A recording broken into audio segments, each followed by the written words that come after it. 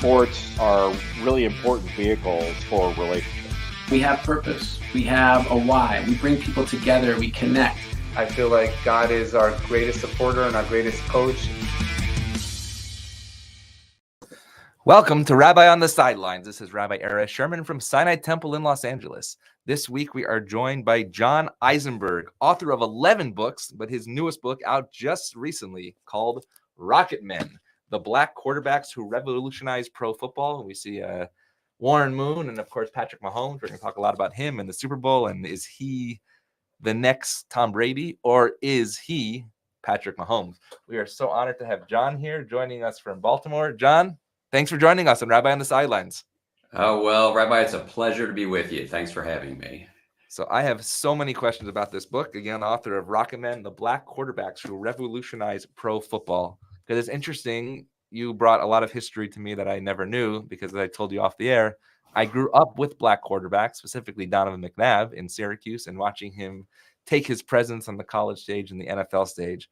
But something that really struck me about your book was Jackie Robinson, because every child knows who Jackie Robinson is, what he meant to baseball, but not many people really speak about who is the Jackie Robinson of football. Why is that the case, that we all know who the Jackie Robinson is of baseball, but not really until your book did I even think about the question about who the Jackie Robinson is in football? Yeah, it's an interesting question. And the difference, because if you go way back in the history, I mean, it's pretty similar. Baseball was entirely segregated until Jackie Robinson crossed the line and started playing for the Brooklyn Dodgers in 1947.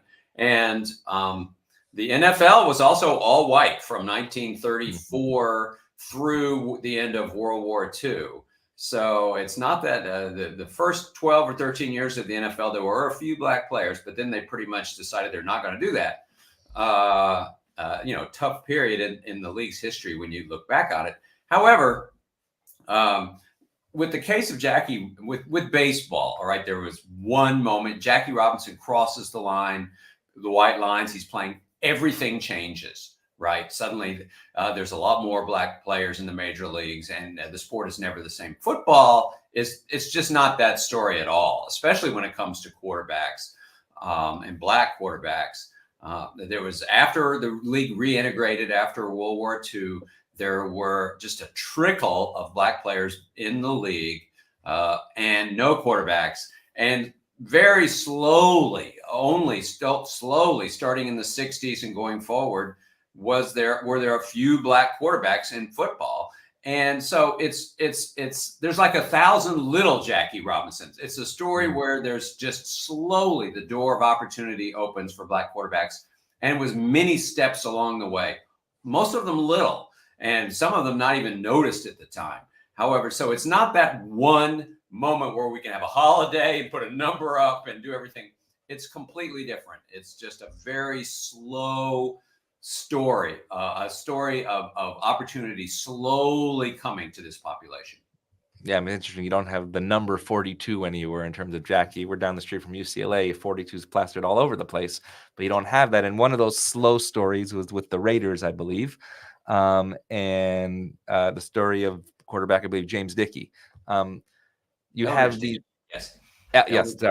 and you have these moments of almost breakthroughs. Maybe tell his story and why the almost didn't make it.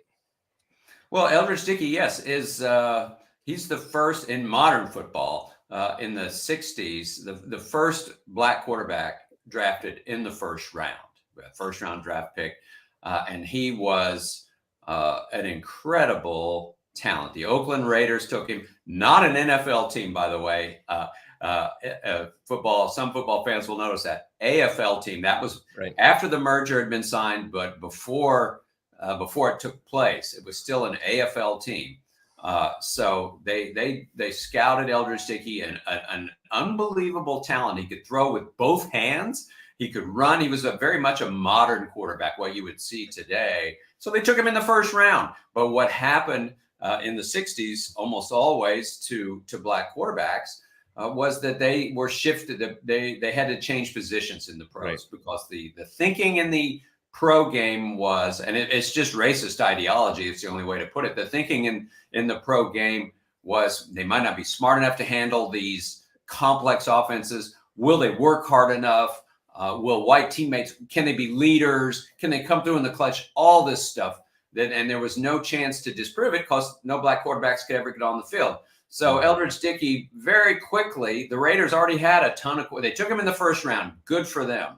It was a great moment. However, they took Kenny Stabler in the second round, and they already had the MVP in the league, Darryl LaMonica, at quarterback. There was no place for him to play, and he wound up being a receiver and having very little pro career.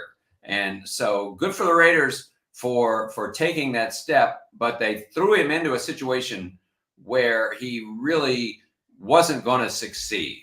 And this is a young man with great talent. There was no place for him to play. And the story of the black quarterback is full of guys like this. Tremendous talent. There's almost no doubt with the backing of an organization, the type you see today, that they could have produced a starting caliber quarterback, but he just didn't get the opportunity. And so it's interesting that it seems like American history also parallels what's happening. You know, when I saw, oh, Rocketman, I'll read about these quarterbacks that I know about. But I was learning so much about American history, reading about the story of the NFL, the AFL, the mergers, and the black quarterback.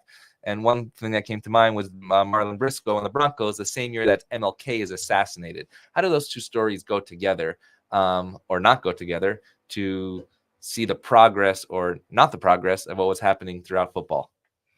Well, yeah, in the fall of '68, after the MLK assassination, and of course, Robert Kennedy assassination, a very volatile year in American history, and then the height of the civil rights movement. And Marlon Briscoe is a young black quarterback from a smaller school, University of Omaha, that the Denver Broncos took in a late round. And again, they were going to move positions. He had been really good college quarterback, small college quarterback. Good arm, good leader, could throw. But then when they drafted him, the Denver Broncos, again, an AFL team, not an NFL team, they said, you're going to be a defensive back. And so he was that until the season started. He made the team, and all the quarterbacks, all of them white, got hurt. And so it was like, well, we don't really have a choice. They put this guy on the field. And now, would that have happened 10 years earlier? I think is a fair question. They just would have found some other solution. The idea of it being a black athlete, I think, is very debatable. Whether that would have happened 10 years earlier, 10 years later, and you start to see this in the late '60s. You do start to see a loosening of that ideology that I spoke of earlier. There are younger scouts in the game. There are younger coaches, and there's just starting to be a different approach to looking at a black athlete and saying everything that you can't do, which was sort of the prevailing thing, certainly when it came to quarterbacks. Finally, it was, what can you do? So minds were starting to open a little bit. That's not to say that he had much of an opportunity. He played great. He started 5 games for the Broncos that fall. The Broncos were not very good, but he played great, and he thought he was going to be the starter, but they never let him play quarterback again. They had quarterbacks meetings immediately after the season. He wasn't even invited. He had to change teams and change positions to have a pro career. And so he really is a textbook example of, yes, he got a little bit of an opportunity, but yet the constrictions that had been in place for decades were still there.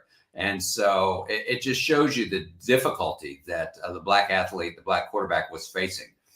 It's still in that era. And the name Upton Bell, it was an interesting person that I had never heard of before, but is really also part of this process. Describe who he was and what that meant to the game. Upton has been a great source for me on several books. His father, Bert Bell, is a lion of NFL history. He started the Philadelphia Eagles and became commissioner of the league from 46 through 59. It was his idea. This is his dad. It was his idea to have a draft. Just a seminal moment in the history of pro football. There was no draft, and they had no system for how they were going to put college talent onto teams. And so the rich got richer, the Bears and the Giants back then. Bert Bell was the one that said, we got to have something here. I'm going to be out of business. So they had a draft. just a tremendous figure. And Upton is his son.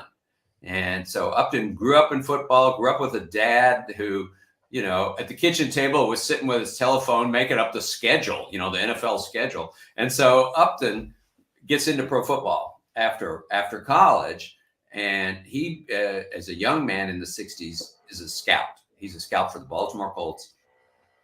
And so I used him as an example of a young guy that went out on the road, and what he was seeing in the 60s, what he was hearing from the other scouts, which was these black quarterbacks, they can't play for us, and from the NFL scouts. And Upton was like, that's just bull, he would go. So his experience I used driving through the South to HBCUs and seeing these quarterbacks.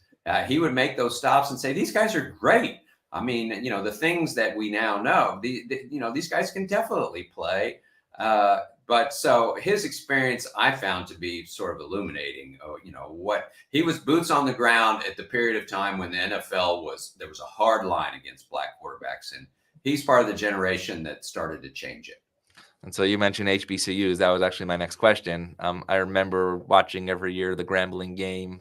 And what was the power of the HBCUs to bring the black quarterback to the attention of America? And I know some of these black quarterbacks chose to go to those schools because they could have the opportunity to be the quarterback.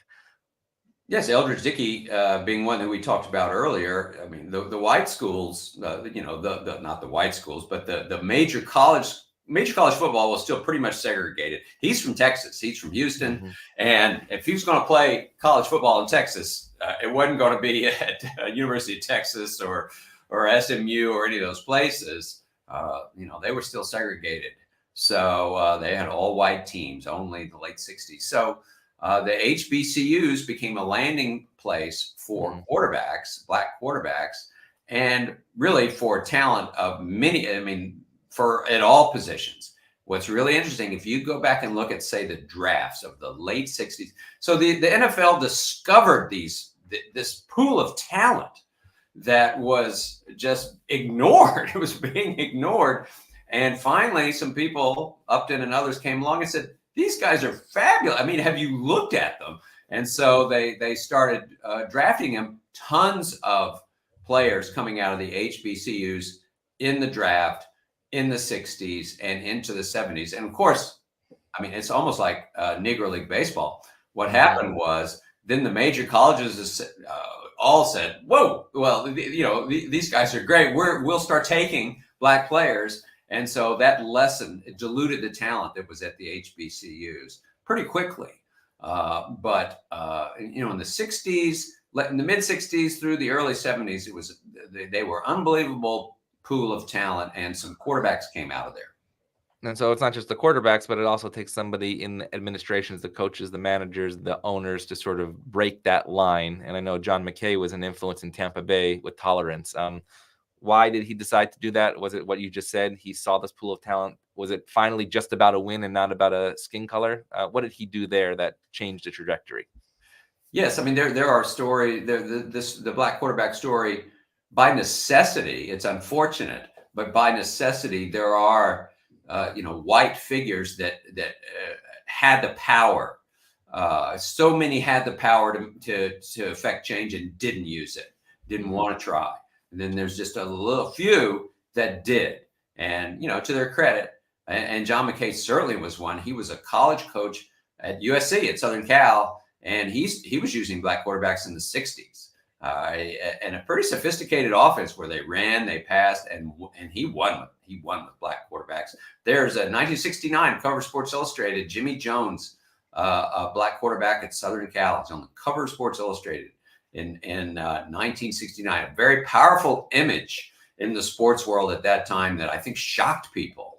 And then McKay has great success at Southern Cal and goes to Tampa Bay in the NFL, and right off the bat starts using black quarterbacks. And so he just didn't see color at that position, years ahead of his time, by the way, compared to so many others in football.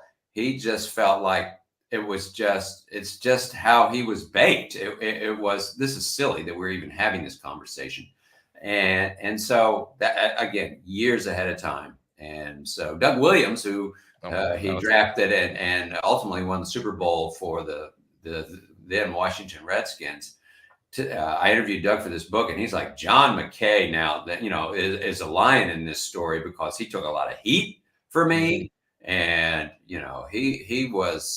he just took it on by drafting me and putting me out there with Tampa in the late 70s, a period of time. And as Doug said, you can't get any farther south than Tampa. I mean, Right. He knew he was going to alienate a lot of fans, but he did it anyway. So, John McKay, great figure. So once you get to the middle of this book, then you finally sort of define Doug Williams as a Jackie Robinson. As I'm reading, I'm like, he's going to do it? No. He's going to do it? No. And finally get to Doug. How did Doug Williams become that person that led to this next generation? We'll talk about Warren Moon and all those Randall Cunninghams in a minute. Those are the guys that I grew up thinking about, not knowing all these stories. How did Doug Williams lead to those? Well, yes, out of all those moments, when I said 1,000 little moments, the biggest one, without a doubt, is Doug Williams leading the Washington Redskins to a Super Bowl victory, Super Bowl 22, 1988. You're an encyclopedia. This is amazing. What's that? You're an encyclopedia. This is awesome. Hey, I wrote the book. But yes, I covered that game for the Baltimore Sun. Wow. And I was there. And yeah, they were playing the Denver Broncos. John Elway was everything that the NFL wanted from a quarterback. Big, strong arm. It's sort of the image that NFL quarterbacks had always been. White, a great quarterback, obviously, but and it was against Doug Williams and the Redskins, and Doug wasn't even a starter most of the year. He just came in at the end of the season, and he had there's so much pressure on him in that game. Looking back on it, can you imagine? How many millions of people are watching, and what percentage of those millions have real doubts about whether a black quarterback can win a Super Bowl or can even play. That was still the question in the late 80s. And so he has a great game, throws 5 touchdown passes and before halftime and wins the game. And it just puts to rest so many things, so many stereotypes about black quarterbacks. He came through in the clutch. He wins a championship. His teammates loved him. It was great. And so that did more. Never again could you just say, well, you can't get where you want to go with a black quarterback. You couldn't say that anymore. So of all the moments, it's the biggest, no doubt. I also found an interesting trend when you talk about the reserve quarterbacks, that even when the black quarterbacks were getting their opportunity to play, once they, for instance, were back on the bench, there was no room on the bench. You were either the starter or off the team. Any analysis on that in terms of like you're in or you're out, but there's never really that middle ground? Yeah, you're really right about that. And it is something that's continued until very recently. And I do think it's the last vestige of sort of the old school thinking, whether it be conscious or unconscious bias. And, it may be unconscious in many cases. I'm always very careful to, I'm painting with broad brush here, and it's a little tricky. We're involving a lot of people, and I hesitate to ascribe any sentiments to individuals, or something like that. You never know. But the fact of the matter was there were very few black backup quarterbacks. Now, the backup quarterback is a job where you have to prepare like you're going to play. You have to know the playbook, have to be smart. You're almost a coach. You're in the huddle with the coach a lot of times, and you have to prepare and really be smart. And so I think what you saw was teams reflexively sticking with white quarterbacks in that position. And it was unusual that Doug was a backup in 1988 and got an opportunity. But that continued. That has continued really. It in some respects still goes on today, that you see a lot more white backup quarterbacks than black. It is changing like the rest of the black quarterback narrative. But it was the case until recently. I think for coaches were just reflexively more comfortable with the white quarterback in that role. And so that was not a good situation, and it's something that needed to change. So two quarterbacks of the modern era. I'll give you my age. I was born in 1982. So Warren Moon, one of the really first quarterbacks that I remember in my life. Randall Cunningham, I'm a huge Eagles fan. My parents are from Philly. That was like the quarterback that I emulated. It's interesting, off the football field, their stories are almost similar in terms of the hardships that they deal with, specifically with their parents, losing their parents and sort of becoming the man of the house and having to make difficult decisions, basically being playmakers in their own lives. Do you think that led to any of the success that they could handle on the field in terms of being those model black quarterbacks? I think certainly in Warren Moon's case, you can draw a straight line very easily. That Warren grew up in LA. His dad died. Hamilton High School, right down the street. Right. His dad died when he was very young, and Mm-hmm. he's raised with 6 sisters. And so he's the man of the house from like age 8. And in our interview, he told me this story that, I mean, that's why age 12, youth football, his coaches have already spotted the sort of the traits of leadership of quarterback. Mm-hmm. And when it comes from, he's been taking out the garbage, since he was 8 or 9, and looking out for some sisters. And so sort of was an old soul. It turned him into an old soul, but it also turned him into a leader. And so he was a natural quarterback, Warren Moon. And it took a long time for him to get to the NFL. I mean, he University of Washington, wins the Rose Bowl as a senior, doesn't even get drafted, goes to Canada and plays 6 years Edmonton, where there's more open-mindedness in the Canadian football in that era, and wins 5 championships. He's just an elite talent. Finally gets to the NFL in 1984. And 30 years old, right? What's that? At 30 years old. Yeah, well, not quite 30, but close to it. To it. And so he's a huge figure in the story, because there are no black quarterbacks starting in the NFL when he lands with the Houston Oilers in 1984. None. And the league is 64 years old at that point. And so you have to start somewhere, right? I mean, there'd been a little trickle of opportunity, not a lot. And so from the get-go, Warren Moon is just great. He's as you said, first quarterback you remember. A lot of people have memory. I mean, Warren Moon played for 16 years. He threw for 50,000 yards. He made the Pro Bowl every year. He didn't win a Super Bowl, didn't even get to a Super Bowl, but he was just an elite quarterback, and just a great player. And so you couldn't look at him and say, oh, a black quarterback can't play in the NFL. You just couldn't. I mean, so he did it for forever, it felt like. And so just, I can't think of anyone. I mean, Doug Williams had the one moment, but Warren Moon just debunked the myths consistently for so long that you just couldn't voice them anymore. And Randall Cunningham, who you mentioned, was another with the Eagles. And again, both his parents died when he was in college at UNLV. And so, I mean, he's an interesting case. He's from California and sort of laid back, not from the deep South like a lot of these other guys who really dealt with truly searing, sort of almost post Jim Crow style stuff. Randall was a little different. He's from Santa Barbara, right? And but nonetheless, he certainly burned.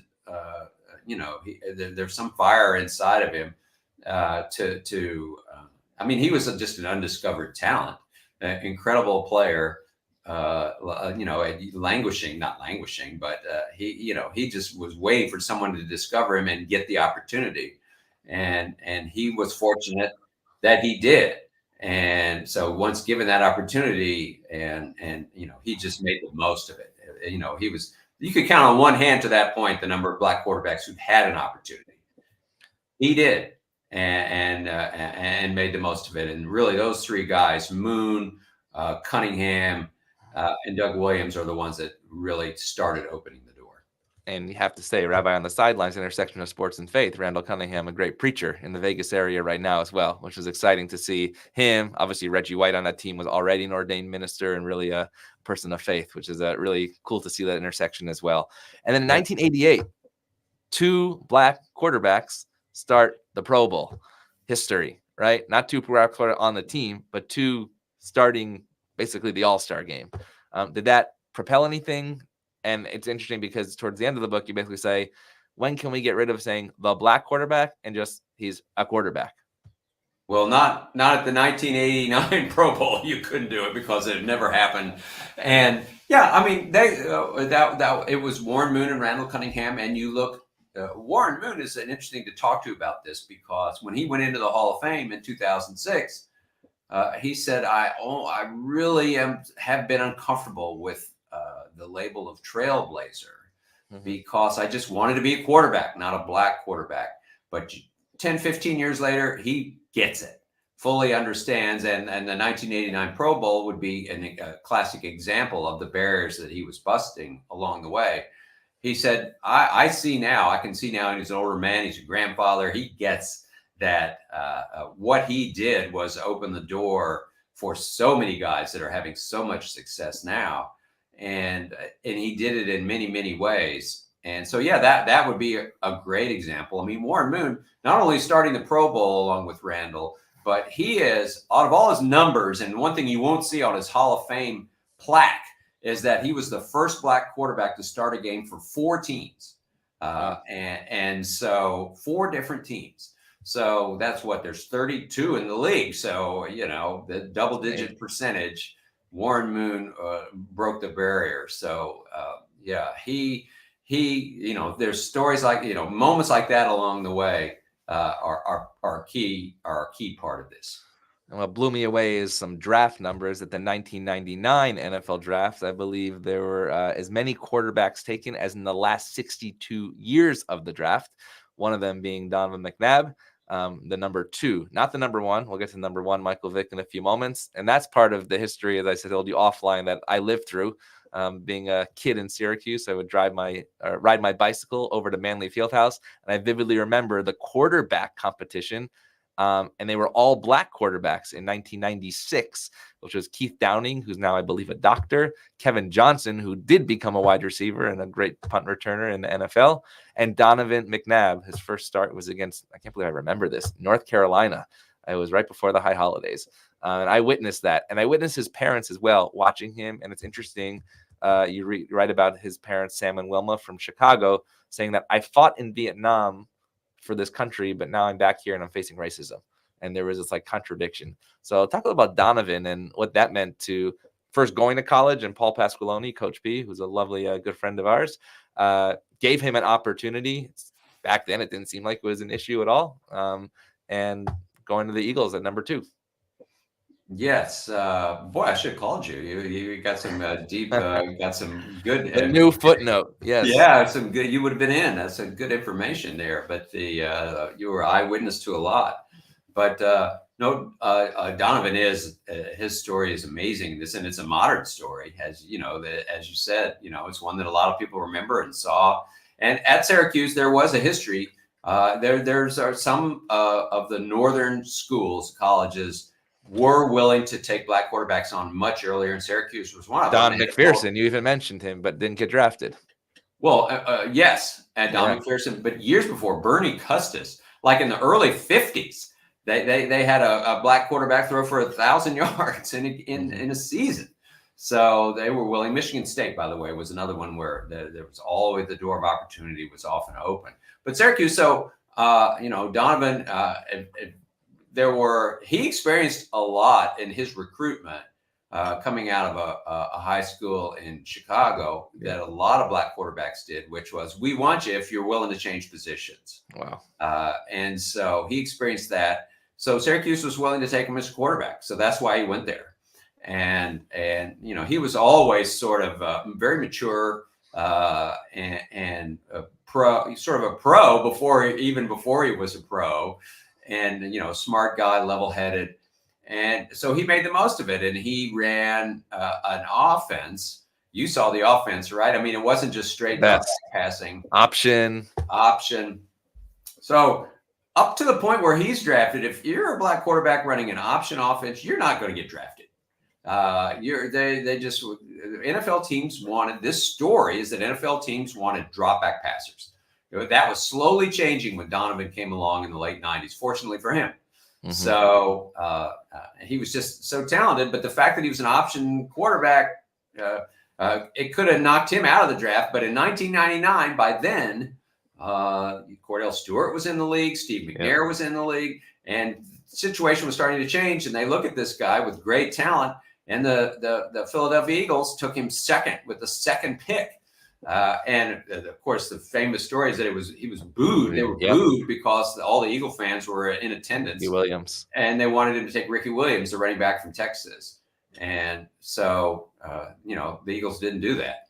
And that had been sort of spurred on by some talk radio in Philadelphia. And so he was booed as a 21-year-old when he's drafted, and it's going to be the future. And really goes on to have just a great career with the Eagles. Got him to a Super Bowl, got him, tons of playoff wins.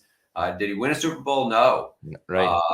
But he dealt with the terrible, criticism sometimes, and some of it, the Rush Limbaugh incident in 2003 that I write about, where he's just singled out. And so just because he's a black quarterback. So he dealt with a lot, but he was a great winning quarterback for many years, had a great career with the Eagles. It's really interesting now that I think about this and what you say about him and the idea of a black quarterback. I don't know if you know, but he played basketball in the 1996 Final Four team. He was a walk-on, and I have his autograph, and he used to sign his name. I have it in my office in the program. They don't make programs anymore. It says Donovan McNabb, number 24, QB. He signed it QB. And I'm wondering, just based on reading your book now, like you say, I am a quarterback. I would love to ask him that question, but really interesting. Yes. That's got some symbolism to it. That's for sure. Yeah. I'm going to send you a picture of that autograph to prove the evidence.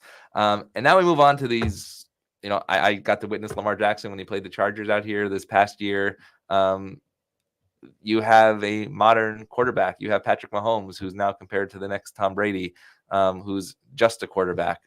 Take us through this modern era of what this means, and is there a trajectory? What do you see in the next? Or actually, let's back up for a second. We got to talk about Michael Vick, because I also got to witness him in person. A very famous game, Syracuse against Virginia Tech, when McNabb threw a tight end pass back in the end zone to Steve Braminski, a tight end. If you haven't seen that one, it's amazing. We were hugging people that we didn't even know next to each other. But Michael Vick went on a recruiting visit to Syracuse, and he said that McNabb was his mentor. But at the same time, Vick went through maybe a little different trajectory in his life than Donovan McNabb. What's the similarities? What's the differences between those two black quarterbacks?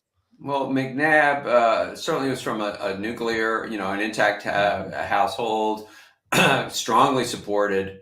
Not that Vic wasn't, but Vic was definitely, as he writes in his autobiography, much tougher area where he grew up, and very football was his escape from where he grew up in Virginia, the Norfolk area, Newport News, and so Vic is really an interesting story, an interesting chapter of the black quarterback story, because his talent was just surpassing. It's no one had ever played quarterback like that before, and he really was years ahead of his time with his ability to run and throw and make plays and just redefine what a quarterback was, really the best athlete on the field, and not just a drop back passer, and an amazing player. And so he did change a lot of minds, and was an athlete, also one of the first black quarterback athletes, who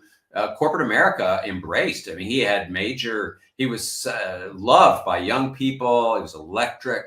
And so he had some great sponsorships going, Coca-Cola and some other, I'm trying to remember what the other ones were. However, he brought his whole world down. As he got involved in, he was hanging out with the wrong people. And his autobiography is a stunning book, where the mistakes he was making and the people he was hanging out with, and the lack of care that he showed for himself and his career and his friends. And so he brought it all down. It's a dogfighting scam. He was running a dogfighting ring. He's caught and ends up in prison, ends up at Leavenworth in Kansas, and where he spends a lot of time looking in the mirror, I think, and wondering what in the world. And Donovan McNabb, his mentor, comes along and helps pave the way for a second chance for him in the NFL. So Vic, it's interesting because you get to the late 90s, and were starting to have black quarterbacks, as I mentioned. Cordell Stewart, Steve McNair, Donovan McNabb became another one. Vic sort of as great as he was, then suddenly it was like, I think he sort of brought to light the concerns that a lot of white ownership had over time. What if we do invest in a black quarterback? Look what happens. Look what happens when the biggest of the big stars and, it makes mistakes, and I'm not sure about this. And so what you see in the narrative of the black quarterback is slowly rising into the late 90s, but then it stalls for sure. You don't see the numbers go up. You see some hesitancy on the parts of teams, very few first round picks. And so for about a period of 10 or 12 years, there's not much change. And it's kind of shocking when you look at that. So I think Vic had something to do with that. But then what happens? I don't know if you want. I mean, you mentioned those other guys.